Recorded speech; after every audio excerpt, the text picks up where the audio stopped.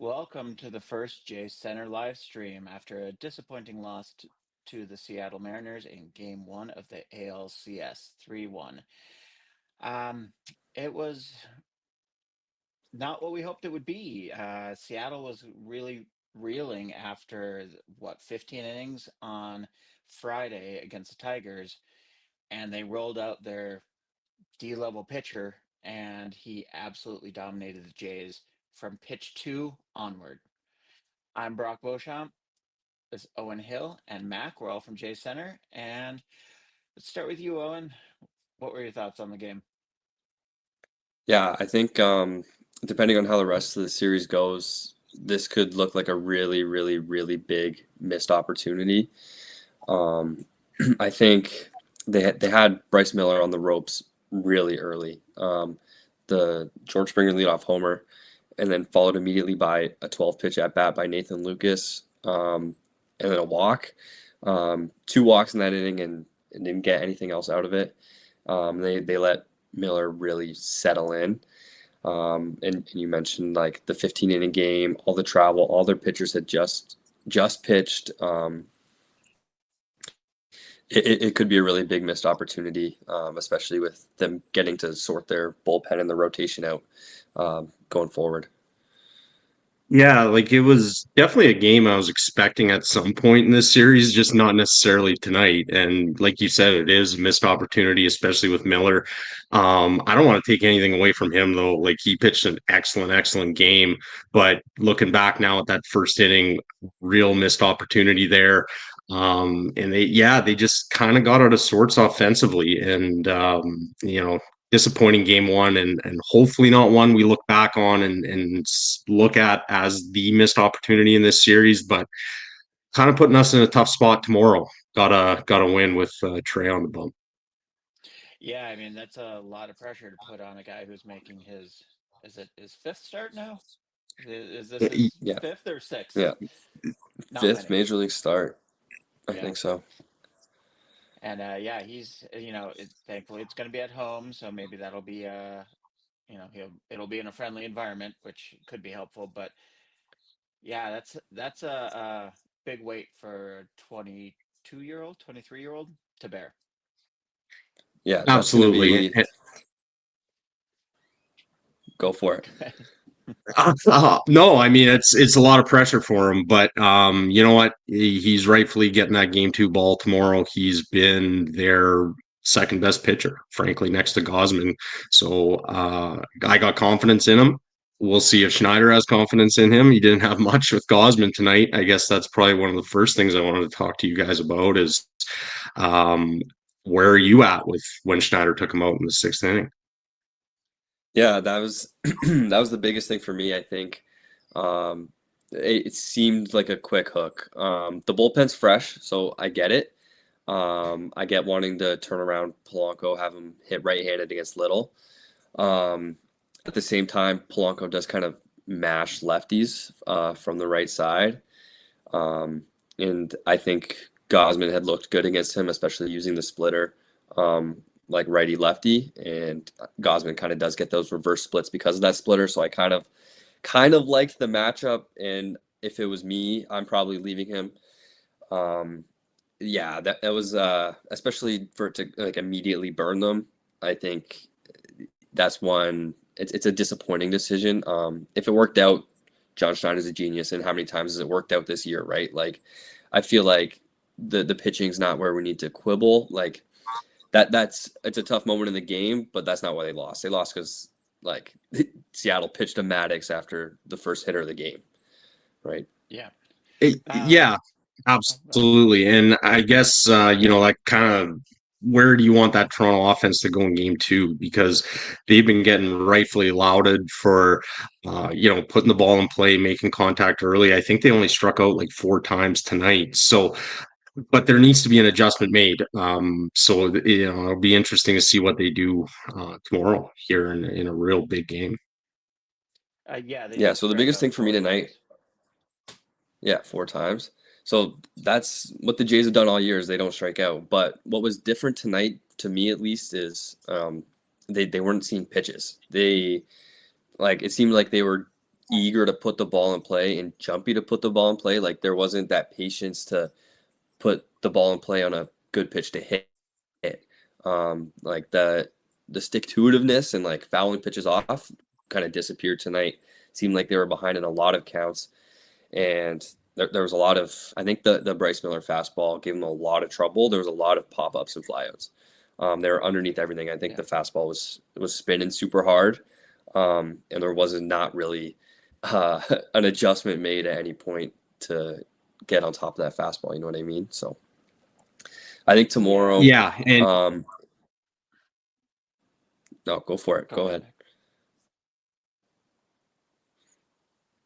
no, I was just gonna add, like, I mean, it looked like Miller had all his pitches going tonight, so definitely keeping the Jays off balance. But I absolutely agree with what you're saying, Owen. A lot of, like, when you look back at that first inning, which really was their big opportunity. Now looking back at that point in the game, Marshall, that's the first pitch out, and there was quite a few of those tonight, reminding me a lot of what we kind of seen in the Yankee series from the Yankees, like Austin Wells in Game 4 kind of comes to mind. Just a lot of those at bats getting out early. I think that just kind of goes to Miller's keeping them off balance and throwing a lot of his pitches for strikes and in good location. And it kind of did turn into, okay, here's a pitch in the zone. It looks good. I'm going to try to get in the play because I might not get another one this at bat. Yeah, exactly. Yeah. And like credit to Miller for that. He looked really, really good. He his stuff was all up tonight. Like his velo was up like more than 1.5 miles on a season average. And on 3 days rest, like for him doing that, like it's impressive. I'm not going to use the tip your cap line, but like sometimes good pitching does beat good hitting, or yeah. And I think that's kind of the case. What happened tonight? It's scary going forward in the series because he's probably going to be the worst starter you see. It's supposed to be Castillo tomorrow, right? Castillo, to my knowledge, it is Castillo at this point. Yeah. Yeah. So he's not what he used to be, but he has been a guy that's given the Jays fits before. We all remember what he did to them in 2022, right? So it's going to be they're going to need a big bounce back. I'm hoping to see some deeper counts tomorrow, not rush to put the ball in play. And the put the ball in play thing is what we've praised the Jays for all year.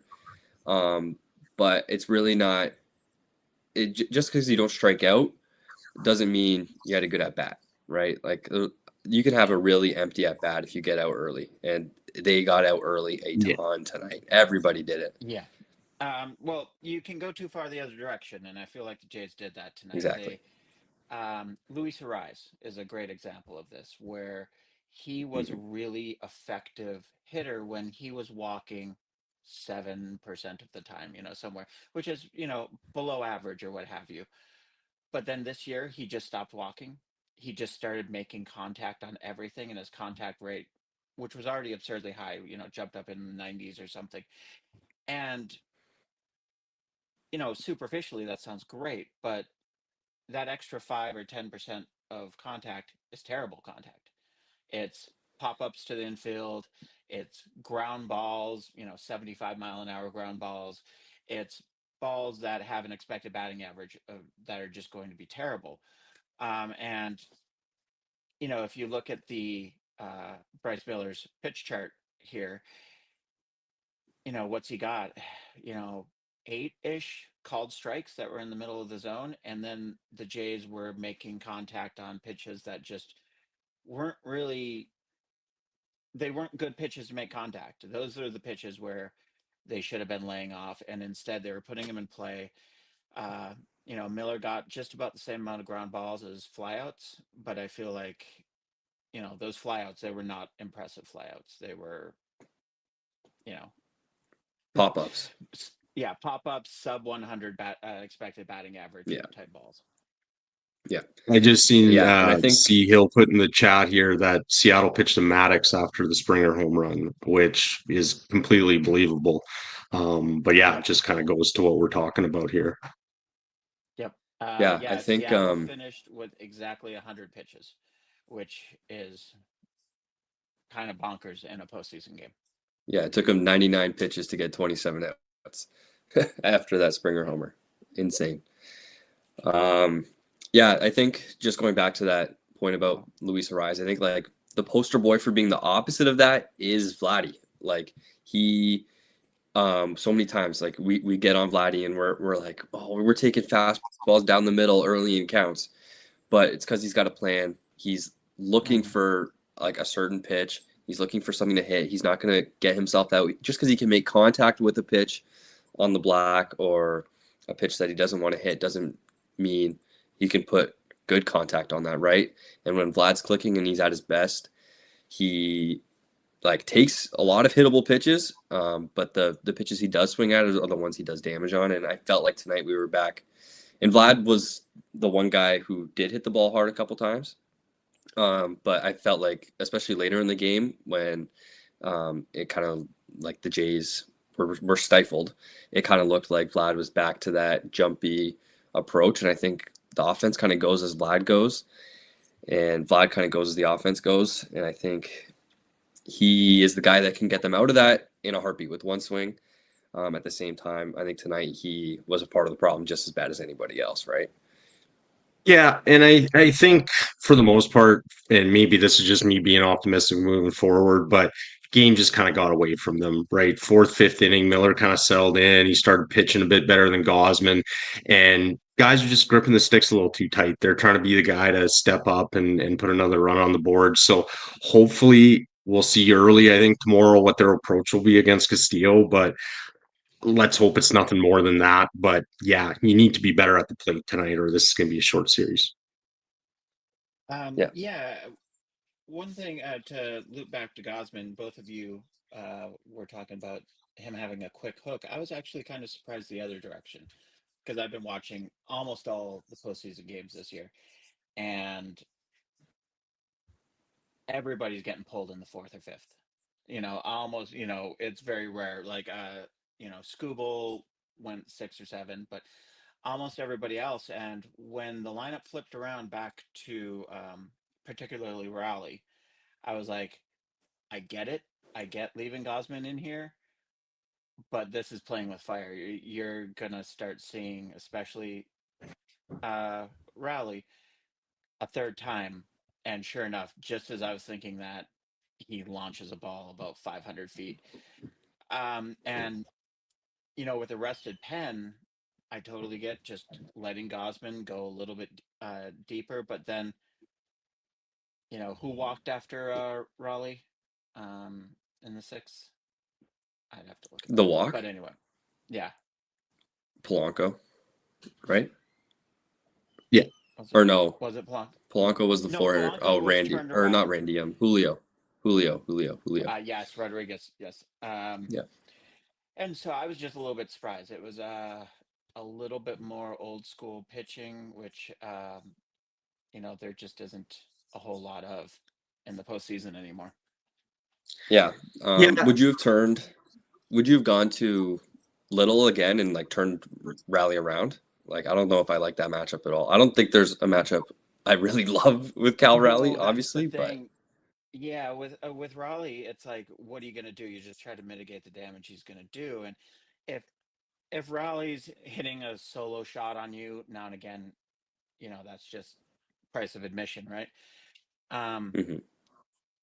yeah, I don't know. The only thing I would be concerned about is the number of times Raleigh is seeing a pitcher. Like, it totally made sense to me to turn Polanco around because Polanco is a much worse hitter from the right side. I'm not sure it matters much with Raleigh.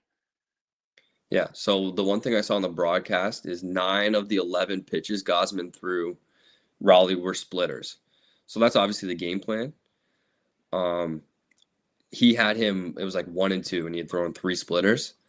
And the pitch that Raleigh hit out was a splitter down in the zone over the middle of the plate. Not a terrible pitch, but a pitch he'd seen Oh, all it was a night. quite good pitch. Yeah. Yeah. Um, too much plate, but like too much plate for a 2 strike pitch, I think, but still like not the worst pitch I've seen him throw. I think the hesitancy to throw a fastball there is what got to Gosman. And I think like he was ahead in the count, man. Like I think leaving him was the right call. I think after he gave up the homer, maybe not the right call, but he was cruising. He was settled in. So yeah, it's playoff baseball, man. Like one decision like that, and like I feel like we could talk about it all night. Um, yeah, And it's a and you tough know one. these and a lot of these are 51-49 decisions. Yeah, And that's why I always try to couch it with, well, playing with fire, this is a little bit more dangerous. This is different than what other managers are doing.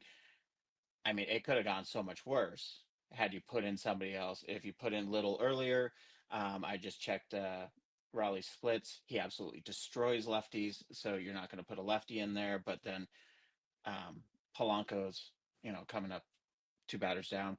Yeah, it was not an easy decision either way. And up till then, Gosman had been cruising. So He had been, and my natural inclination is just let your starting pitcher go. Like you're still in a duel at that point with Miller, and that's what you're paying Kevin Gosman for is to pitch these big innings and get these outs. So I feel like I'd be a little more comfortable going to bed tonight if they had blown that lead, leaving Gosman in, giving them that opportunity to pitch there. But also, I think Gosman's night tonight, like he retired 16 in a row. Like it was a bit of a mirage. Like his fastball command wasn't great tonight. Like he kind of got away with one to Suarez in the second inning there.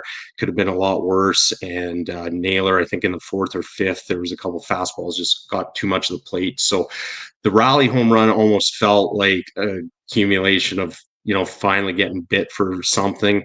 Um, at the end of the day, for me, I think we can just talk about if there is something to talk about on that, why Little, and ultimately Little's just got to pitch better.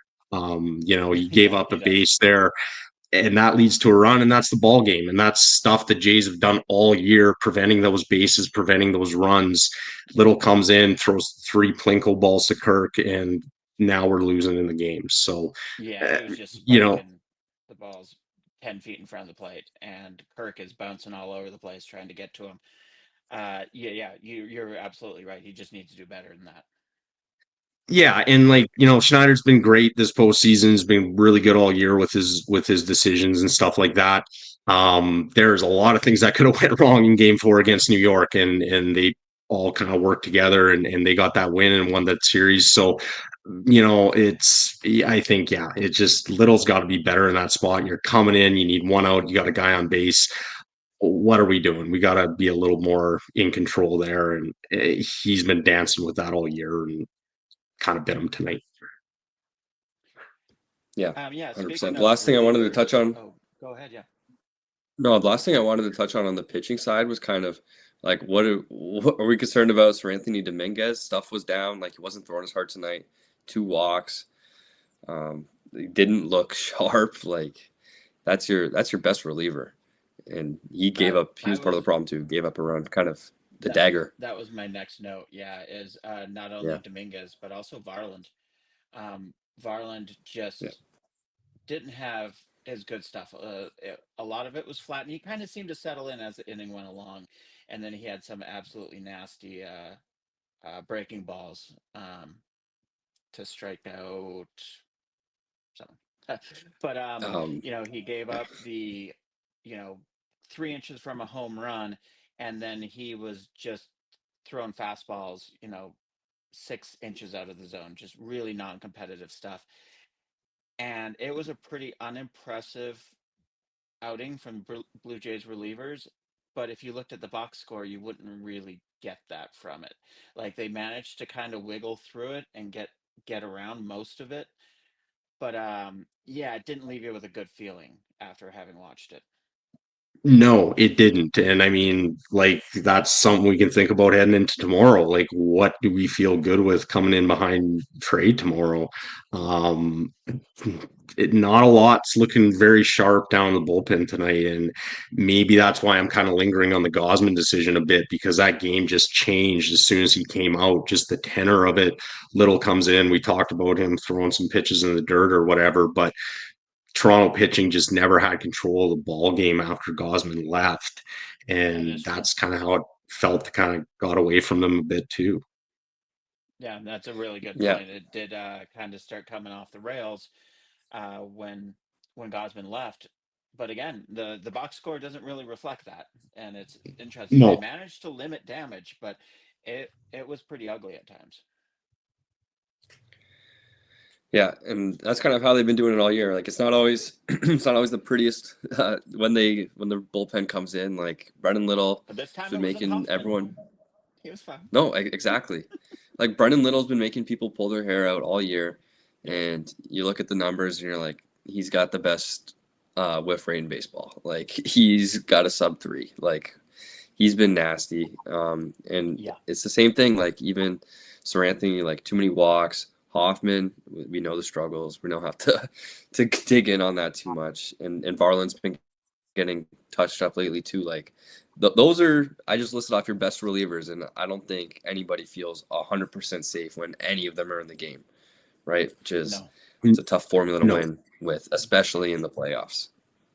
One guy you didn't mention though is Fluharty, and I thought he came in and did a job Okay. again tonight, and he's Yeah. pitching well in big spots. He wasn't, he kind of had a bit of it like everyone else, but ultimately came in, got his outs. I think he's pitching really well, and by the looks of things, he might be a key player in this series if Toronto's going to get into that bullpen and they need to get outs.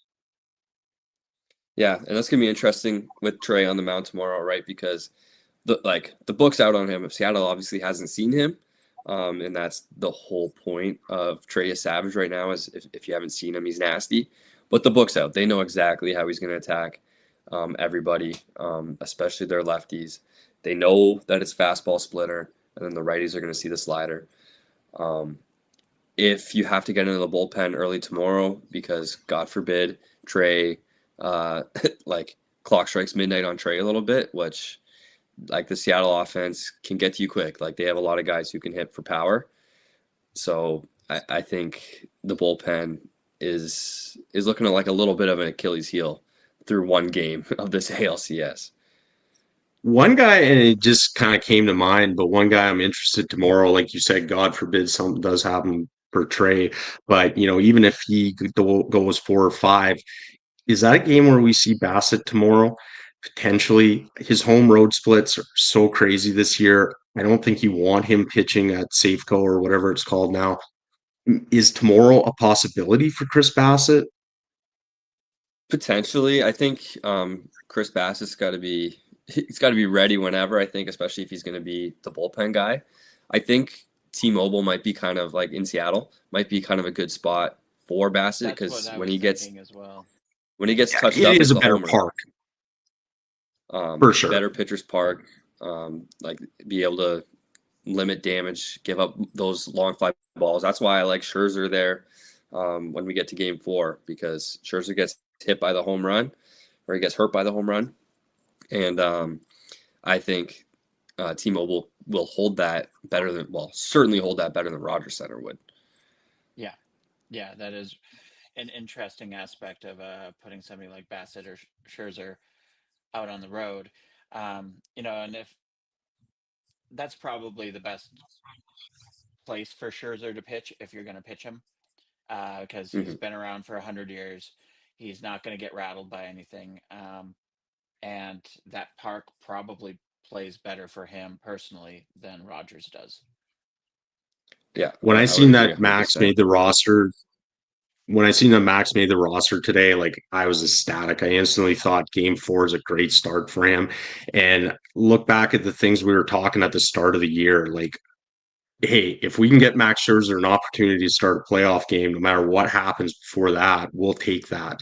And I think we can ignore that Kansas City start and a bunch of stuff because when Max Scherzer gets on that mound for game 4 start, if that's what it is on the road, I mean, I trust that guy with that, right? That's why he's here. And hey, maybe he's got one left in him, maybe 2, but we'll I take mean, one like for now for sure. I'll take 3, but don't do it Yeah, to me. yeah, Yeah. whatever. But no, I feel great about Scherzer in game 4. I think give him that opportunity and let him run with it. So I'd love to see John Schneider if he took Max Scherzer out of the ball game tonight in the same situation that he took Oh Gosman yeah, Oh, out. that wouldn't go well. No, no. the thing is with Scherzer is you got to be proactive with him because it happens quickly. Like he can look good and then he's like liable to give up a homer or a walk then a homer. Like it can happen really quick. So you got to be on top of him, even at T-Mobile Park. Like it wouldn't be the most relaxed start I've ever watched, but I feel like no baseball game is relaxing in the ALCS, right? So this is what we signed up Yeah. for. That's what I keep Yeah. reminding myself, that this is actually the reward for watching, Yes. because man, that game four bullpen game, I don't want on that ride anymore. So give Scherzer that game or whomever, and just get some more outs than that, because that was yeah, that was something. Yeah, there's nobody more miserable than a baseball fan with their team still in the postseason. No, It's No, truly just a phenomenal thing. One thing I kind of just happened to notice while I was looking through things in the game, Santander had two expected batting average balls over 900, which the one was a single, but then the line out in the seventh, which yeah, was obviously well hit. It was 100 and something miles an hour off the bat. Uh, with everything else that's happening with the Jays tonight, Santander getting going would be a big thing, because I mean Toronto fans haven't seen him really good at all yet. no, not at all. No. You know what? I thought he swung the bat well in the ALDS. And yeah, again tonight, like, he had two real sharp balls, and that one in the seventh, likely could be a base hit any other afternoon. But um, I think you just got to keep putting him in the lineup, and he's going to come around, just the way he's swinging, his approach at the plate. We kind of talked about guys' approaches later. He kind of seems like he's in that kind of mindset at the plate, looking for that pitch he wants to hit. Results aren't entirely there yet, but he's making, getting good pieces of baseballs. And that's something that this Toronto lineup still misses. They need Santander, that power, that game changing stuff. Varshall's kind of given us a lot of that. He's been great, but if Santander can get going, he could really be a difference maker in this postseason, especially tonight when you look at one run, whatever Bob Uecker said, and two GD hits. It's, yeah, let's get Santander and keep him going, and hopefully some of those balls start turning into doubles and home runs. yeah. And you look at the way Seattle's pitching staff kind of shapes up. Like it's all right-handed starters. Yep. I'm not sure about the relievers, but I know there's one prominently used lefty. So the Jays left-handed hitters, Varsho, Barger, who are super hot and cold. They're power threats, obviously. But the other left-handed hitter that can play a huge, huge part in this series is Santander. And if he gets going, like that Jays lineup looks so much different. Especially if he gets the power stroke going.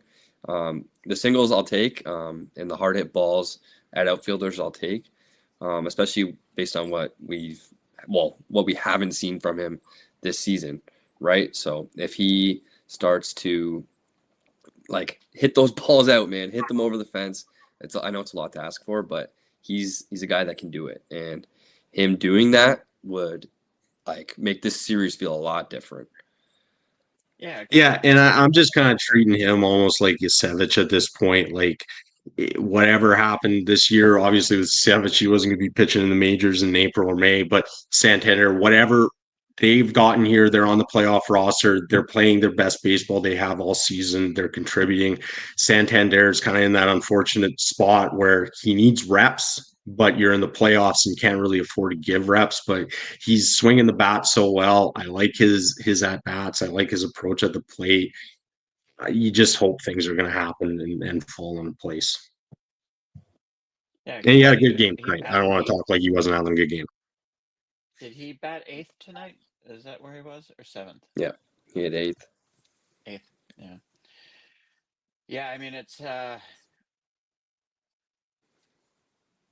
yeah. With Bichette out, it's the Yankee series was just, I think, probably gave us a false sense of what this offense looks like, because they Yeah. just Yeah, absolutely battered them. Um, and you're not going to be able to do that to Seattle's pitching, especially their bullpen, which Yankees obviously had a myriad of vulnerabilities. Um, Yeah, just the Jays offense just needs to be better. And I, it's it's weird to break down baseball in postseason because it's one game at a time in a game that we typically want to look at, 80, 100 games at a time. And so you're like, yeah, the guy shouldn't have swung at that pitch, but what are you going to do? It's one pitch. Mhm. Yeah, and that's the thing. These like issues can kind of compound, and like it's like that pulling Gosman early. Like it's such a huge decision, with so much relying on it.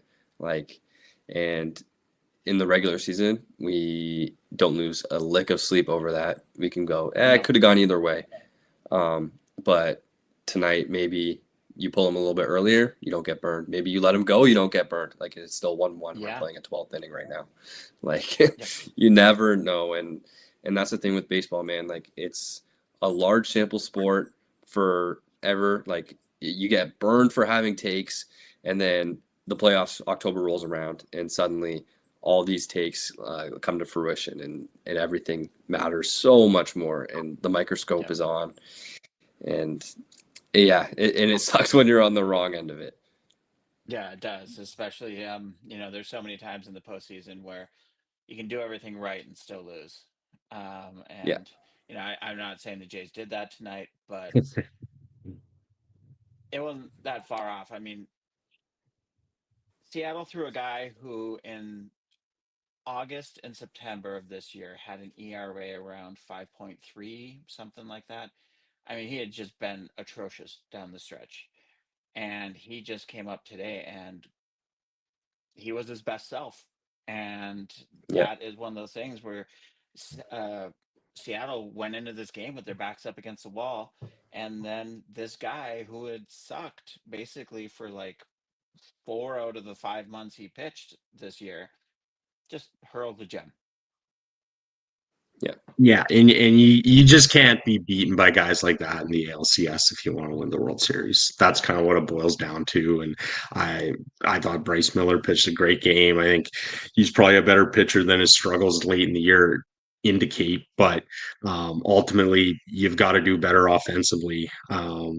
Pitching ultimately did their job. They got results. They didn't give up too many runs today in getting their 27 outs. The offense has got to do better. And I mean, one guy that we've been talking about plate approaches and stuff, one guy that's not been a concern with at all this playoffs, Nathan Lucas. And you got to wonder if his availability is going to be good Good point. tomorrow. And if he's not in there, who does go into that number 2 spot tomorrow against Castillo? I mean, you just bump Vlad up, right? I mean, Yeah, that's what makes that's the most sense to me. yes. To me, yes, that's what you got to do. But They won't do um, it. They won't do it. Owen's right. No, they should. Um, I get it, I but agree. We wake up tomorrow and see Ernie Clement's name up there, right? That's yeah, what's probably going to happen. But probably. Yeah. um, yeah, you probably move Vlad up, and honestly, like talking about Santander earlier, this is where you give him an opportunity to hit up in the order. If you bump Varsho up a little bit, you put Santander up in his place. I think that's what we got to do, but I don't think we see that tomorrow. You can be One of our flexible. contributors. I bet you. I bet you we see Lucas play tomorrow. I think he'll tough it out. It's just a bruise, right?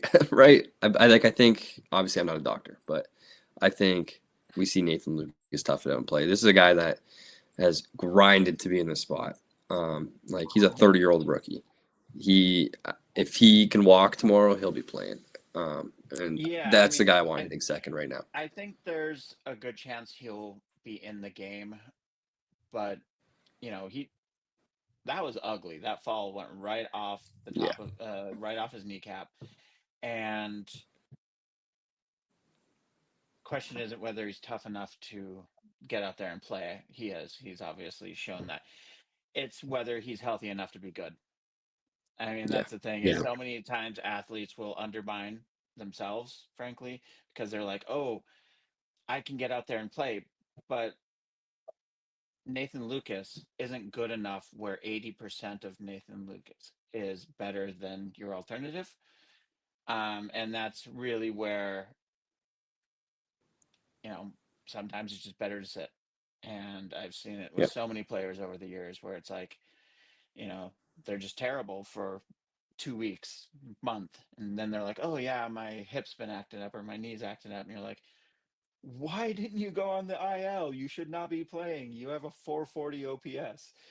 You are Yeah. obviously not It's the helping Anthony the team right Santander now." conversation. Yeah, Yeah.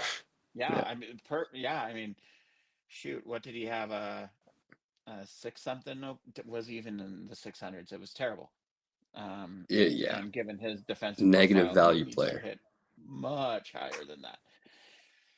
But yeah. So Yeah. for tomorrow, it's going to be Castillo versus Yesevich. And would you make any changes to the lineup, Owen? Well, it's going to depend on if Nathan Lucas can play. I think you have to stick with your guys. I think this is the team that's gotten you there. The one guy, like if Nathan Lucas doesn't play, it's going to be Davis Schneider, probably in his spot. Well, today they went to Straw, but that was with the They did lead. pinch hit Schneider late in the game. I think that was kind of a Yeah, tell what they might do tomorrow, but Yeah. yeah. I think like Davis Schneider is a guy who could slot into that two spot. I think he gets a little overexposed up there. But so does Clement, so would Varsho, so would anybody really. So I think the lineup, hopefully Nathan Lucas is feeling good and can play. And I run out the same lineup. It's gotten you this far, right? Yeah. yeah, I don't really think I'd change too much. I like the lineup they had today, and I think going to bed tonight, just want to chalk it up to a bad night at the park and go get them tomorrow. And better hope that's why, because if we see more like we did tonight at the plate, this is going to be a short series. So just hope they get a little better against Castillo tomorrow. They've hit pitching like that well all year. Just have a bit better discipline of the plate. And hey, let's hope Yasevich's magic postseason continues, because those are the moments that do win you these championships. Guys like that rising to the moment. So let's just hope he has another tremendous start, get a few more runs, step on that gas pedal a little bit earlier, and let's hope it's a better day. Well, I mean, it'd be great if tomorrow they just flipped the script. You had Bryce Miller go out there and outduel Kevin Gausman. Tomorrow, why not have Yesevich go out and outduel Luis Castillo? Only seems fair, right? Absolutely, that sounds like something the baseball gods would do. So Yep. let's do it. Yeah, the only change I'd make to the lineup is if Lucas isn't healthy or if he's restricted in any way, just bump Vladdy up to two. Just shift everybody up one. It's what makes the most sense because if you're down 3-2 and it's the bottom of the ninth, you don't want George Springer getting on base and then having a debilitated Lucas or Schneider or Straw or whomever up there when it should have just been Vladdy. It's the postseason. Put your best players near the top of the lineup. Makes the most sense.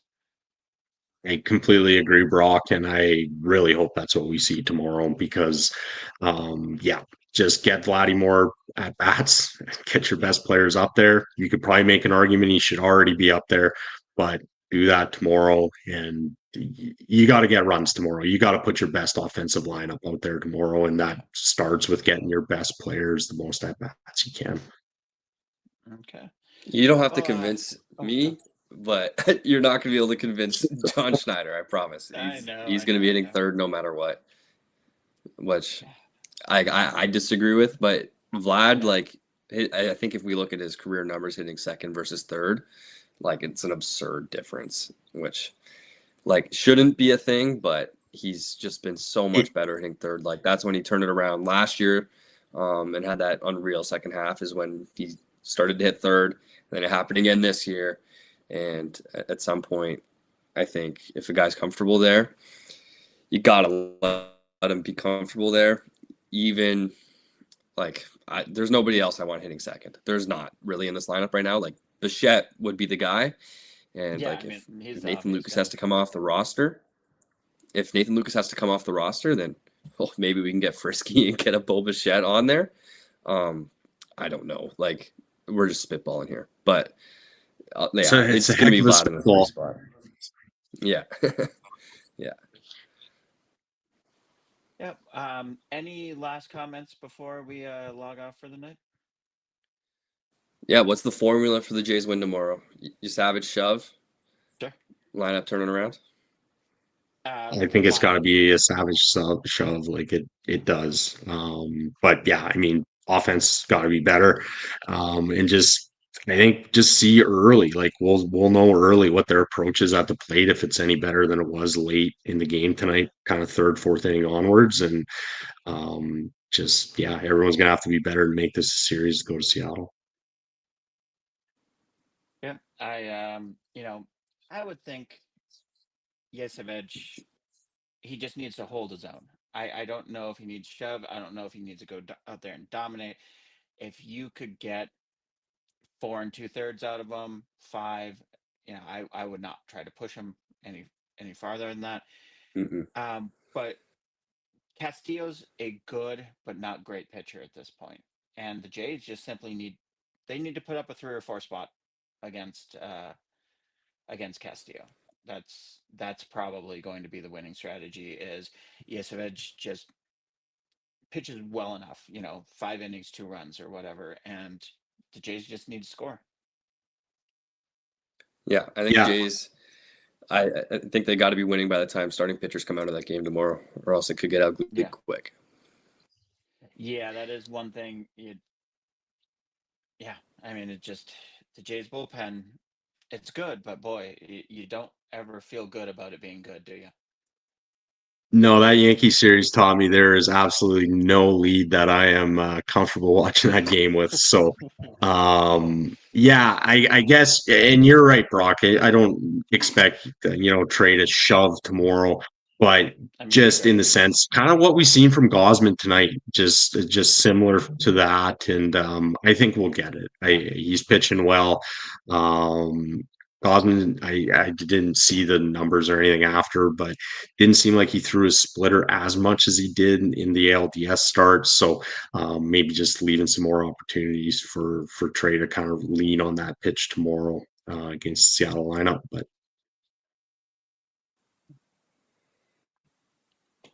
Okay. Any parting words, Owen? No, that's it for me. Big one Okay. tomorrow. Do not want to go into Yes.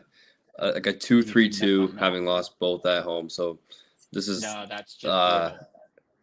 yeah, that would It's hard to probably even make it you never back say home at never. that point. Exactly. So you need the one tomorrow. It's as must win as a game as we've had all season. So Absolutely. be fun. I'm So, super excited and not at all stressed about it. no, of course not. Well, thanks everyone for checking in on our first J Center live stream ever. Come visit us at J Center. It is a relatively new website. It used to be the Blue Jays message board. And it is the largest independent Jays community on the internet. So come check us out. Owen and Mac are 2 of our regular contributors. And that's about all we have for today. We hope to see you tomorrow, immediately following the game. Thanks, everybody. see you tomorrow. Go Jays.